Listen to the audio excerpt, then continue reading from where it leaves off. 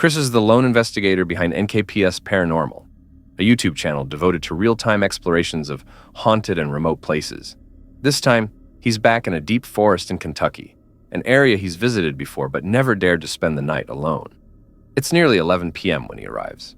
The thick woods are alive with night sounds, frogs, insects, the occasional distant snap of a branch. Chris mentions keeping a firearm and bear spray close at hand. But it's clear his concerns aren't about animals.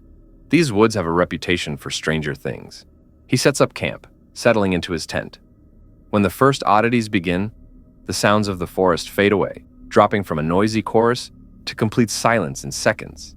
A classic sign, he notes, that something is nearby. I don't think I'm gonna cook tonight. What was that?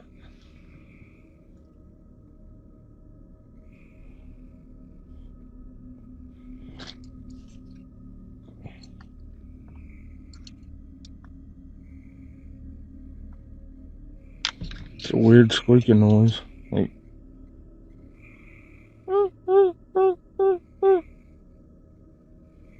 almost like a turkey event. Turkeys don't do that at night. Guys, I'm hearing stuff walk around the tent. I've got the knife here, protection. Also got the PP back here, the gun, GUN. But that, you hear that noise between the frogs? I think that's a coyote, but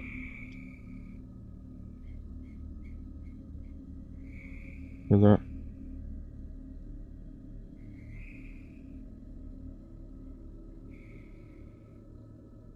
I don't know. Never heard that noise back here before. For a moment, the stillness hangs heavy, broken only by faint rustling and the occasional snap of a twig. Then, just as suddenly, the frogs return. Whatever passed through is already gone. Oh, and I already started the old step 2, Steve Wallace style. Got some Southern Comfort in there. Trying to get relaxed. Trying to feel this area out. Listening to my surroundings.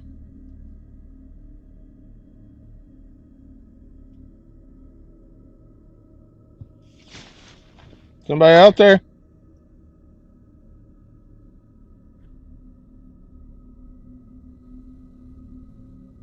You heard them frogs? You heard how loud they were? Now it's quiet. Little bitty bugs, sure. Like you can hear them, like the cicadas, but... By 2 a.m., Chris decides to test for activity. He sets up a Melmeter and REM pod beside him, activating the Spirit Talker app. Almost immediately, the devices begin reacting. For several minutes, he asks questions, receiving steady, intelligent responses, enough to convince him something unseen is with him. But the night's most disturbing moment may not be paranormal at all. Well, I'm gonna give you all a few more minutes, and then we're gonna call this quit with this stuff. Then we're gonna go out and walk around and see what we can get into, see what we can find. And then we're gonna call it a night. Hey! Hey! What the fuck was that? Jesus Christ. Something just literally jumped on this tent. Despair. Who is out there?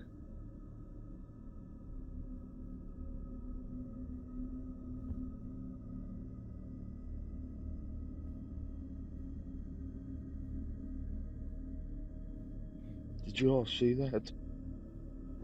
Without warning, something slams into the side of his tent with enough force to make him flinch. No footsteps before, no movement after, just impact.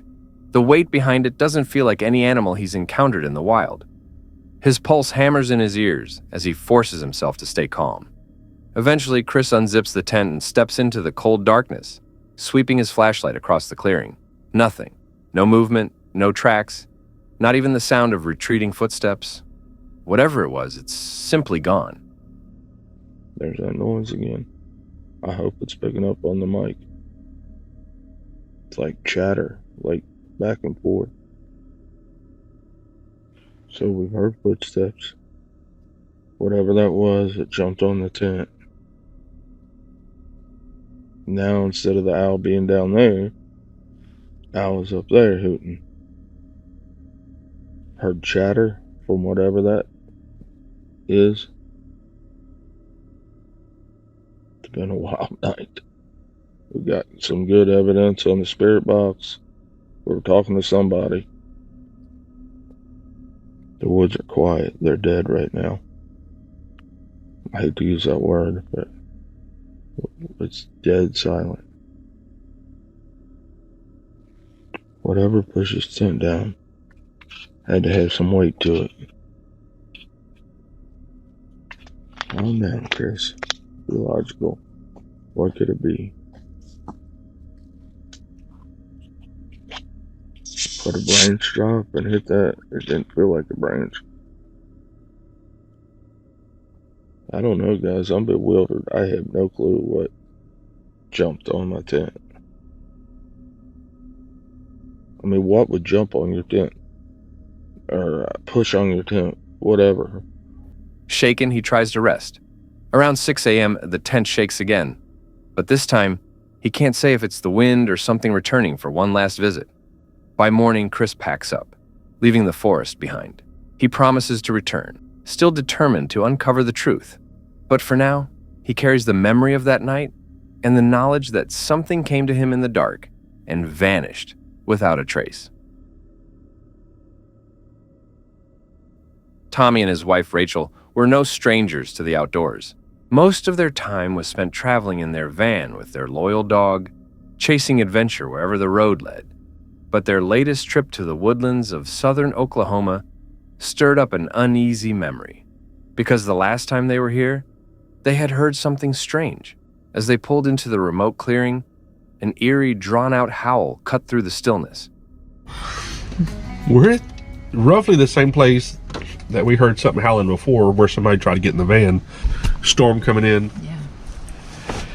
And we're sitting here just having a conversation, and something back over that way is howling. Yeah. There are no dogs that way. And it's not a dog barking. It's a loud howl. I don't hear it now. Yeah. But there was a howl. There was a loud, long, a few of them drawn out. Yeah. Like roaring. Same thing I heard before. Same exact thing I heard before.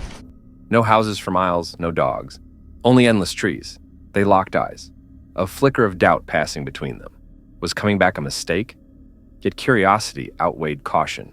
They stood quietly listening. The howling came again, low, guttural, unlike anything they had ever heard. Then another, louder, closer. There are no houses that way. There aren't dogs.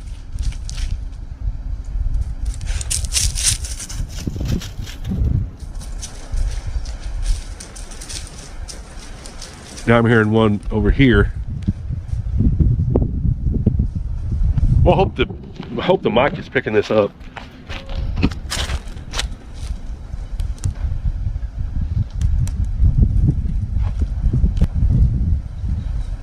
Yep. Like over there somewhere? That way. Yeah.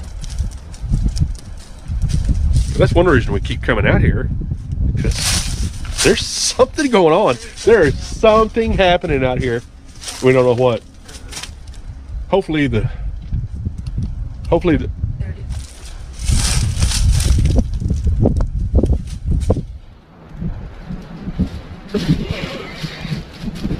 I don't know, honey. I'm a little freaked out. Rachel's getting a little bit freaked out. Camping cook for y'all tonight. Gonna make this a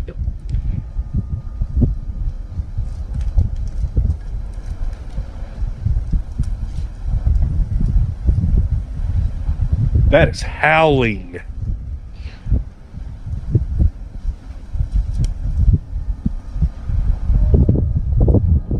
What is that? I don't like it. No, no, no. I don't like that. No, Some creature, I don't know what's going on. creature, apostrophe S, creatures, S apostrophe. What? There's something out there. Yeah. I don't know. No. I don't know. I don't know what's going on. Do? I don't even know if I want to stay here. And you know, ask her. I don't get afraid. I don't get scared. But this place is already, it's already made us, Badger has been perked up before. I know. I keep hearing it. It is. Yeah. Good God, you hear that one?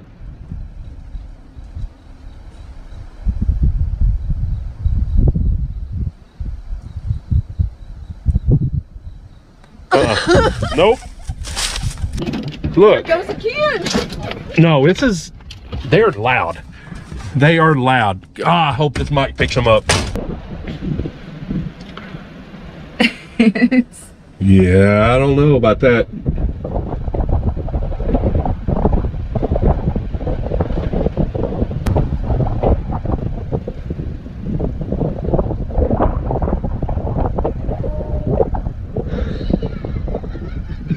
Don't know. It came from over there. Yep. I said there's one back that way and one back. There's one to the right front of the van making a sound. Something to the right front. I don't know. Even how. I don't know how far. The tension snapped. Tommy sprinted back to the van, slamming the door behind him. Even inside, the haunting sound carried through the walls. Whatever it was big. Still, Tommy couldn't let it go.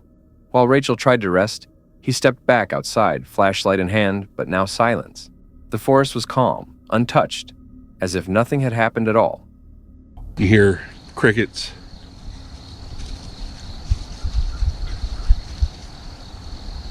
Heard a crow back over that way. And that boy. I think everything's chilled out now. I still don't know what that was. I don't know.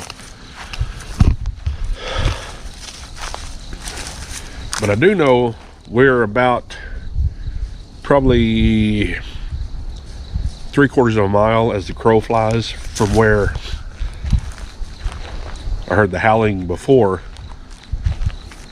And there's just nobody out here. It's a pretty good size wildlife area. To be honest, don't know what kind of wildlife is out here. Because those howls, those roars, those vocalizations. They spent the rest of the night in uneasy stillness. Yet, deep down, they knew whatever had been out there, it wasn't finished with them. A solo camper ventured into the woods for his very first overnight trip. But this wasn't just any night. It was Halloween. As he made his way along the narrow forest trail, he shared a chilling local legend. A ghostly man who wanders these woods after dark, forever lost. Seen only by the truly unlucky. The deeper he went, the heavier the atmosphere became. Hi guys, we're down at Dungeness. It's Halloween 2024. So I've decided to go out and do a solo camp. I've never done a solo camp in my life. So it's going to be something different for me, a new experience and probably a little bit creepy. I've heard there's been a few hauntings in the area. One story was absolutely great actually thinking about it. I'm just trying not to trip over. But I always remember it. A guy down on the beach fishing. And there's known to be a ghost. He's like an old fisherman type man, because it's like a fishing village, desert. He's known in the area to walk around in like dungaree type trousers and, you know, like traditional sort of fisherman sort of dress, old school. And apparently there was a guy down on the beach fishing away, and he was just getting to a point where he was ready to pack up to go home. And he turned around and see a bloke standing there staring at him. Bearing in mind this is in the dark at night time, not midnight. And anyway, he sat there, he sort of spoke to the bloke a little bit. The bloke didn't answer, he just stood there staring. And he decided that enough's enough, I'm going to leave. Turned around to look at the bloke again, and he'd gone. Well, this guy freaked out, and he's rushed back to his car, and he's jumped in his motor, and he was too scared that he didn't even pack any of his fishing rods up or anything. By the time he found a small clearing to pitch his tent, the forest was unnervingly quiet as the sun slipped below the horizon. The silence seemed to press in from all sides.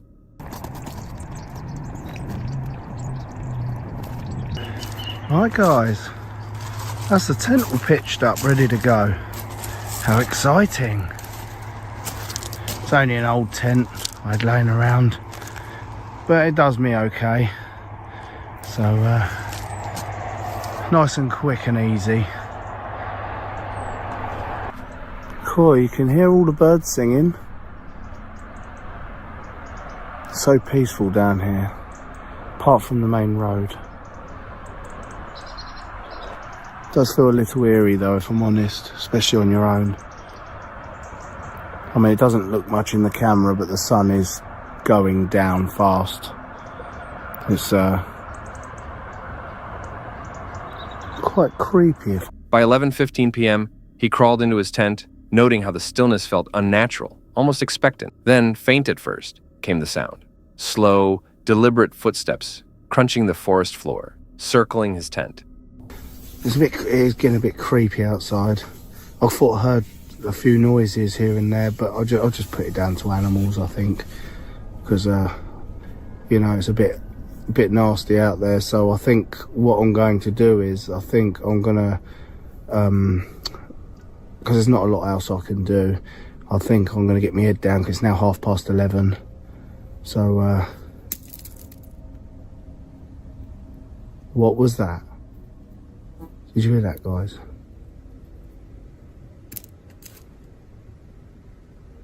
What the fuck was that? What was that noise? It sounded close to 10. His pulse thundered in his ears as he grabbed his flashlight and stepped outside. Nothing, not a single sign of movement. Reluctantly, he returned to his tent. Because that wasn't very nice. That sounded a bit close to 10. Fucking hell.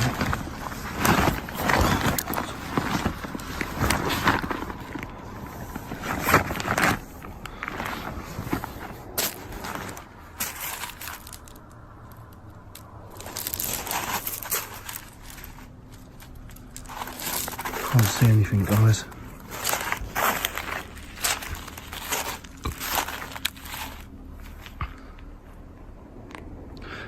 I haven't heard the noise since.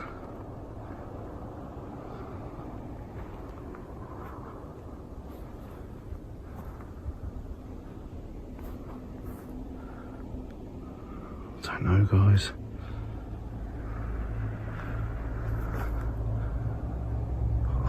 It's creeped me out a lot though. This solo camping is a little bit is a bit sketchy, if I'm honest.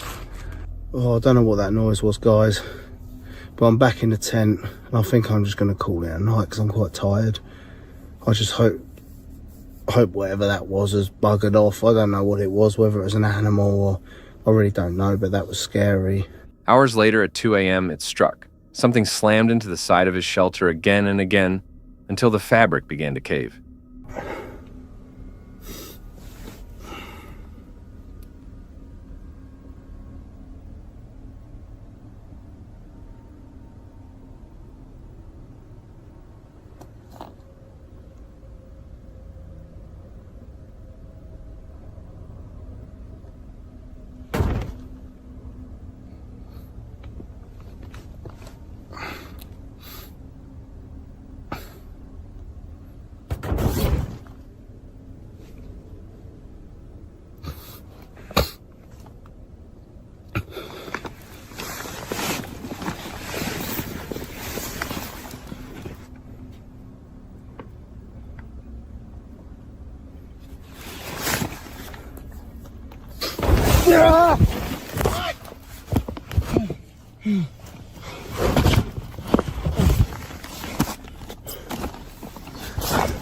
What was that, guys? Shit.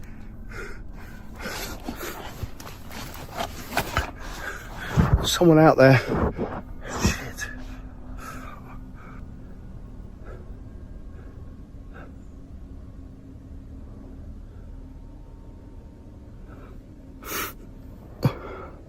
That's shaking me up, guys.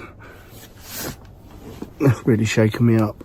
Heart pounding, he unzipped the flap and swept his light into the darkness. No one there, but the unmistakable feeling of being watched gripped him. That was enough. What the fuck was that?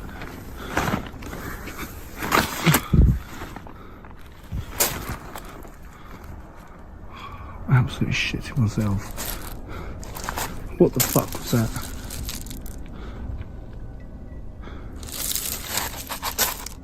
I can't do this, guys. I can't stay here. I cannot stay here, guys.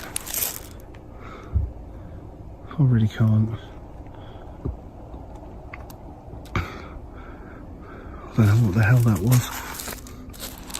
There's someone here. There's got to be. There's someone here. Shit. I ain't hanging around here, guys. I've left my tent. I didn't pack it up in the end. I'm sorry about the head torch. I'm not turning that off. I'm not turning the head torch off. I need to see where I'm going and who's around me. Because,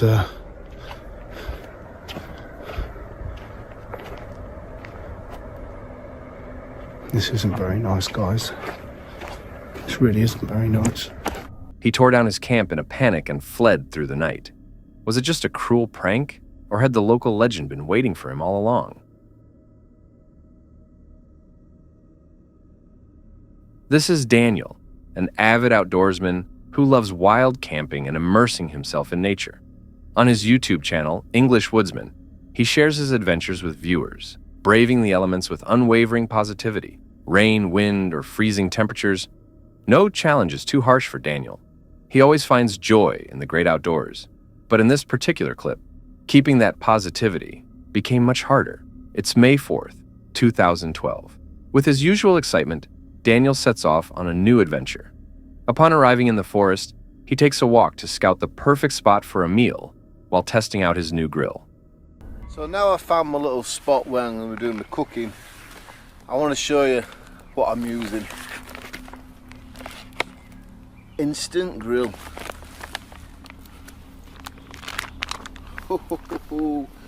Check out this. I hope this manages to cook my dinner, because that'd be one lump of steak going to waste. Oh, ladies don't want her.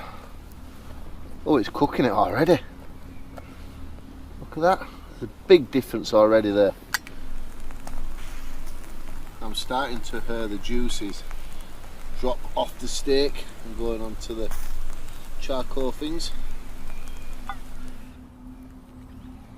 Oh, this steak is cooked perfect. Happy with how his steak turns out, Daniel enjoys dinner surrounded by the peaceful sounds of nature. The evening feels perfect, calm, serene, and exactly the escape he was looking for. As the sun slowly sinks, Daniel packs up and hikes toward a secluded clearing he's chosen for the night. Satisfied and confident, he feels like nothing could possibly ruin this great evening. But little does he know, something unexpected awaits. Right, so it sounds like there's some young kids where I want to be.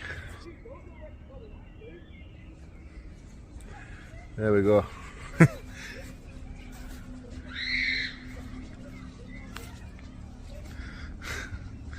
I've just been called a sad old git. I'm only 40 years old. I've been abused by a load of young kids. Called me a sad old git. Wow. Right, so you can see it's starting to get a little bit darker now. Most of the street lights are coming on. I've just been laying down on my bag. I think I fell asleep for about half an hour. I'm going to continue just laying down just till it gets a little bit more darker, then I can get set up. Right, so I thought I'd show you what I'm using. Well, I can get away with having the light on. If If it's too dark, I don't want to be shining my light, attracting attention to myself. So my Miltech bivvy. So then I've got my OEX 200 sleeping bag, my Flux 5.0 air mat. So that's supposed to give you some warmth. Although he couldn't settle in the exact spot he planned, Daniel finds a quiet clearing and prepares for the night. As darkness falls and the temperature drops, his calm is suddenly shattered. Out of nowhere, a massive deer charges at him, ramming its antlers into his stomach with full force. Massive deer. Just over there looking at me. Oh shit, it's running towards me.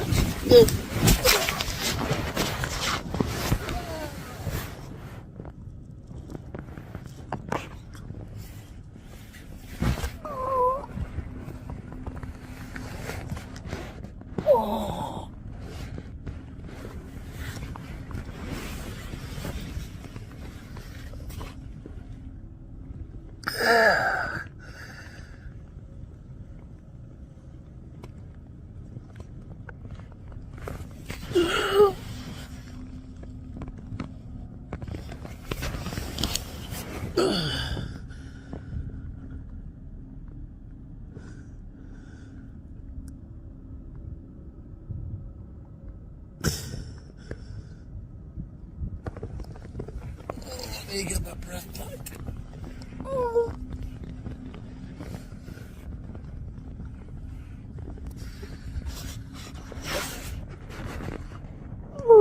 The impact knocks the wind out of him, leaving him gasping and struggling to breathe. Stunned and in pain, Daniel clutches his ribs as a sharp ache intensifies with every breath.